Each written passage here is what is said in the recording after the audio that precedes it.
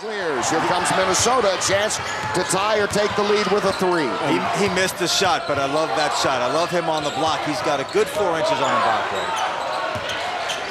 Maybe 3.5. Misi guarded by Robbie Lemons now off the Stanford bench. Talking about him earlier on, how good he has been in a reserve role. Outside, Oceanics has it blocked by Andy Brown. Shot clock is at 9 seconds.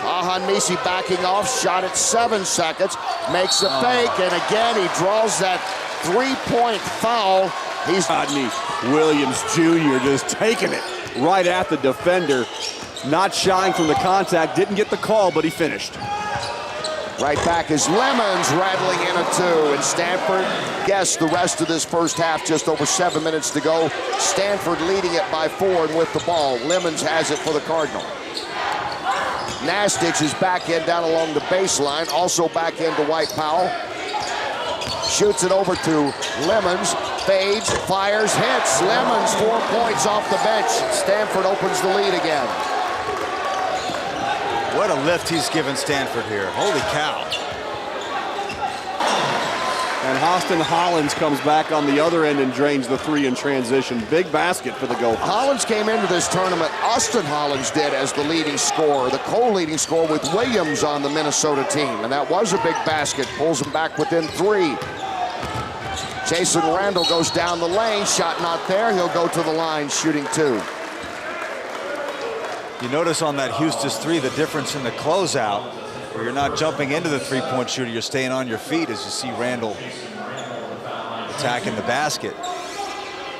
But instead of jumping and leaving your feet and giving the shooter the option of stepping in and drawing the foul, you just make the shot difficult. And as a result, they get an air ball and they get a three-pointer at the other end. That's good textbook defense. And as I said, Minnesota's outscored Stanford by 7 at the foul line, which is how they've been able to stay connected. Cardinals still leading by 3. Elliot Eliason back in. Mo Walker goes to the bench.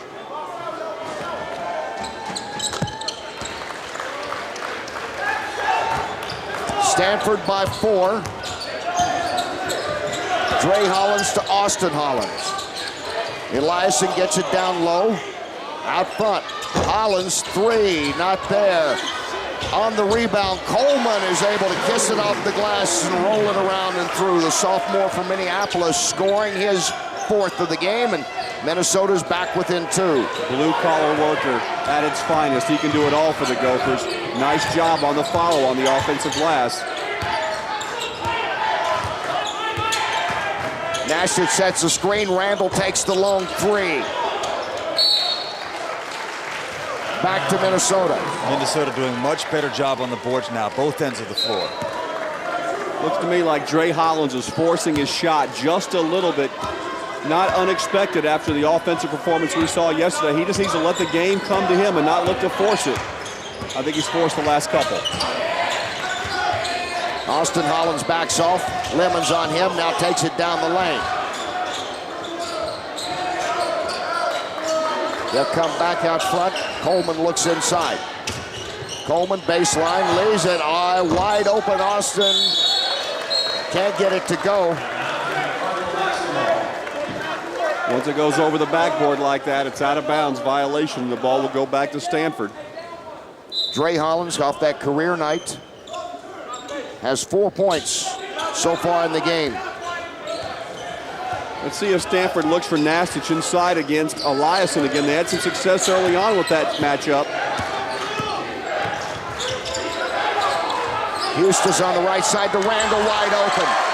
The back door wide open. Randall puts it through. Nice pass by Josh Houston. And made possible by the back screen by Dwight Powell.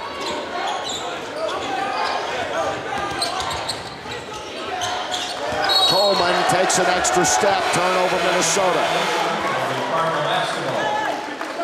And Mbakwe moving the ball around and finding the open player.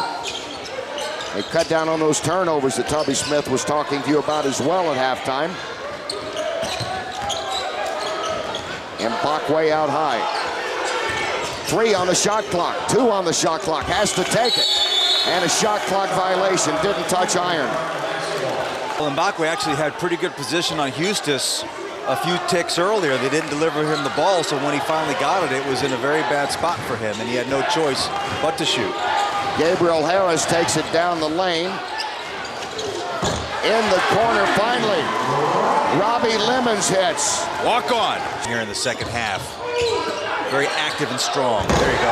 Inside is Powell. The white Powell back in. 235-pound skilled athlete. Why wouldn't they set him up on the block every possession? Welch all the way in, has it blocked. Powell and Houston both there. They chase it down. It's cleared out by Gabriel Harris. Back in for the Cardinal. Harris and Lemons are working at the guards right now. Brown, Houston, and Powell inside. Lemons just always seems to be in the area when a big play is being made for the Cardinal. Lemons guarded by Welch on the wing. On top, Andy Brown. Coleman is with him. Brown inside to Powell, backing in on Mbakwe and muscling it up and through. Back-to-back baskets. 3. Dre Holland still only has 4 points, 1 for 8. Much different than what he did yesterday, obviously. Dre Hollins, Austin Hollins, Coleman out there on the floor, along with Williams. And Mbakwe is back in the lineup. Williams having trouble with it. Powell out there with the defense this time. Tie-up, jump ball, possession arrow going the way of Minnesota. All of a sudden. Randall with it.